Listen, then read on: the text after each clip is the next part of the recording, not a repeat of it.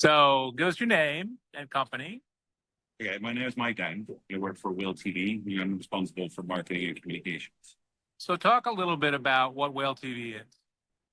So at Will TV, we have a licensable TV operating system that we license to TV manufacturers, to projector makers, and it helps them build nice smart TVs and smart projectors. And so you are not Google TV, you are not Apple TV, you are not a whole long list of very large companies. What is your value proposition? So the way you can think about the market is that there are more than 20 different licensable TV operating systems. Right? And we sort of categorize them in three categories. One is TV manufacturers that are offsetting their software investment by licensing it out to other TV manufacturers, and also increasing their reach for their owned and operated streaming services. Example in case of Samsung TV Plus.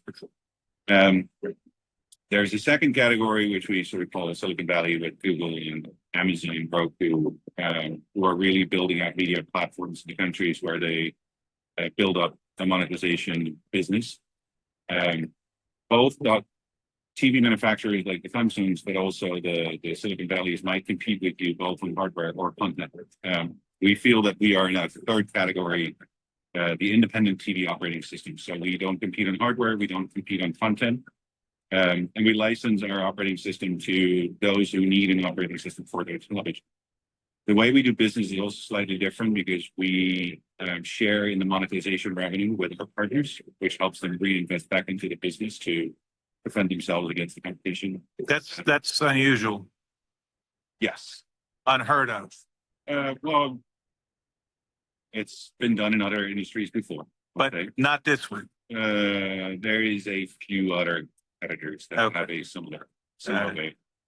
I think we're sharing revenue, but what we're doing also is sort of de-risking for our partners. So we share up to 40% of monetization, but then we take a bounty out of that 40%. We pay that when the device is shipped, so that you don't have to wait until monetization happens when you actually have money that you can put back into the business to grow. Cool. And one last question for this video. Been a lot of talk about the latest deals with Amazon, Roku, all the rest, making it hard for the independents to find a spot.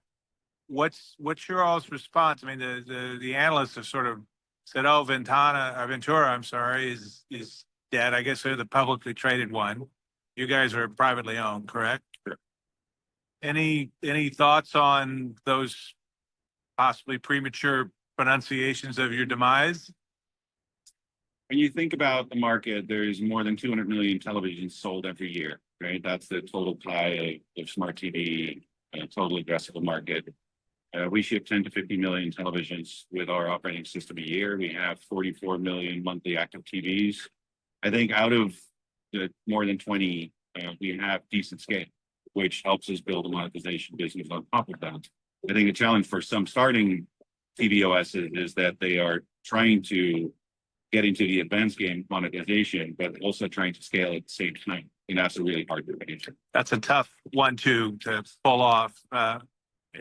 Most dances like that it's harder to do. So great. Well, I'm David Bloom here with Mike Dwayne at Whale TV. Over and out. Thank you.